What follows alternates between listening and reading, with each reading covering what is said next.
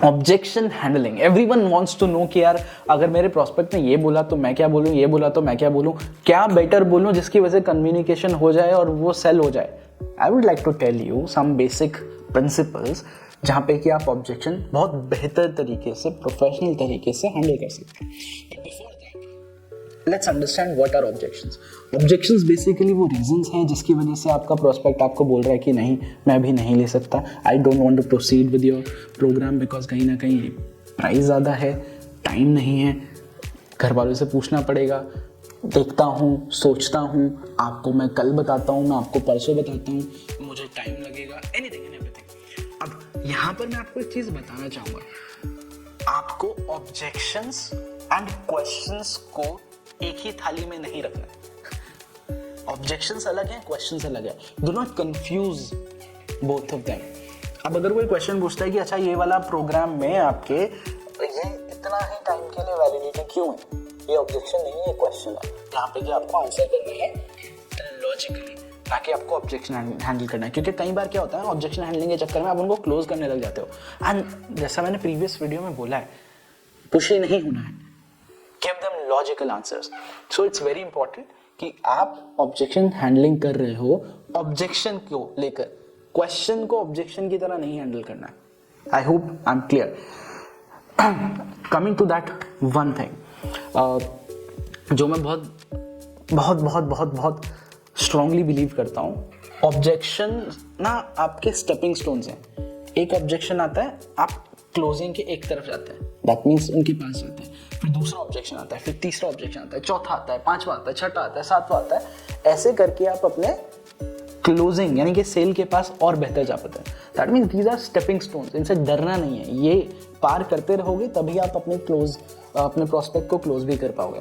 सो अब objections handle करने कैसे होते हैं, let me give you a brief outline of that. सबसे पहले तो किसी ने कोई भी ऑब्जेक्शन दिया, तो लेट्स सपोज मेरे पास पैसा नहीं है, एक्नॉलेज।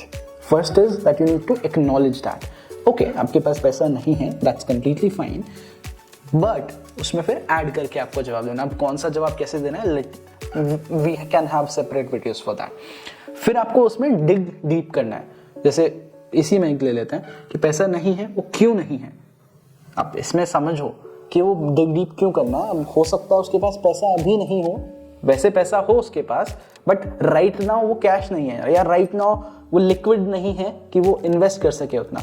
हो सकता है वो एक दिन का टाइम मांगे, बट अगर हमने बोलने पैसा ही नहीं है, बोले नहीं है भाई पैसा नहीं है तो आप क्यों आए थे इस कॉल पे, या जो भी बोल रहे हो आप, या फिर पैसा नहीं है तो पैसा तो कमाना पड़ेगा, मोटिवेट कर रहे हैं, dig deep and then give the solution.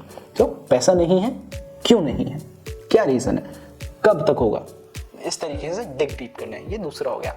तीसरा है कि फिर आप उनको सॉल्यूशन दो जो कि शायद उन्होंने सोचा नहीं हो, कुछ ऐसा देना, बेसिक दोगे तो इंटेलिजेंट है, ठीक है, to overcome that particular problem, customise better solution.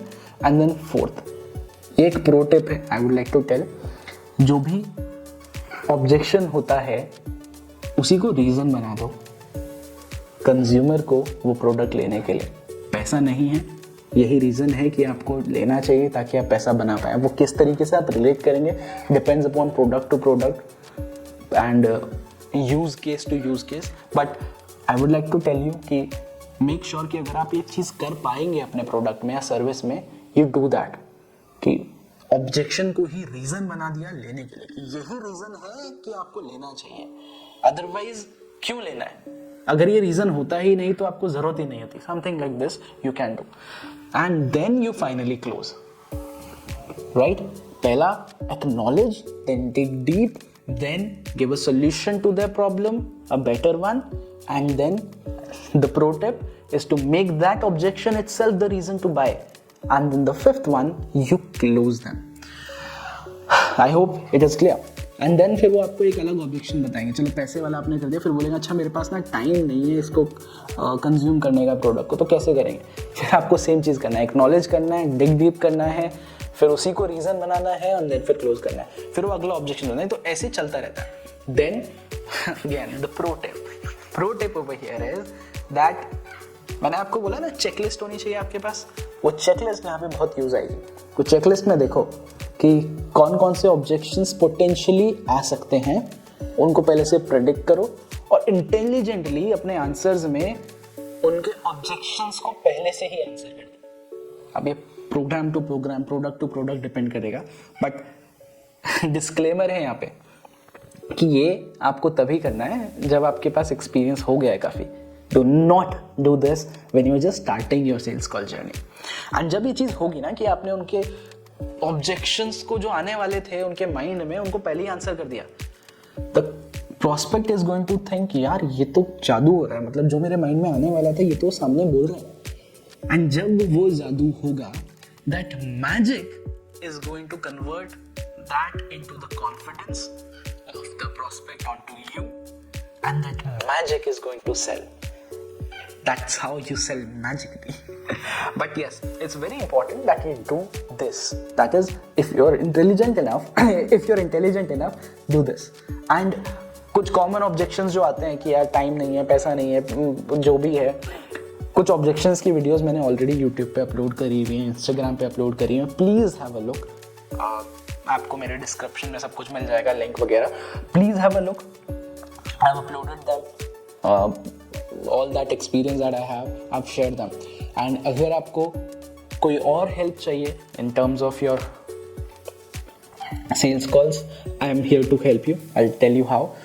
In the description and the first comment, you'll find the link to fill a Google form. वहाँ पर आप अपनी कॉल रिकॉर्डिंग को अपलोड कर सकते हैं. I'll give you the feedback कि आप अपनी कॉल्स को कैसे improve कर सकते हैं. And if you would want, we can also upload that on YouTube. And this will be done only when you want me to upload the videos. Otherwise, we can find time to get on a Zoom call wherein I can listen to the audio call recording of yours and provide you my feedback and how you can improve upon your sales call. I hope that is completely fine with you. Thank you very much, and I'm looking forward to seeing you in the next video.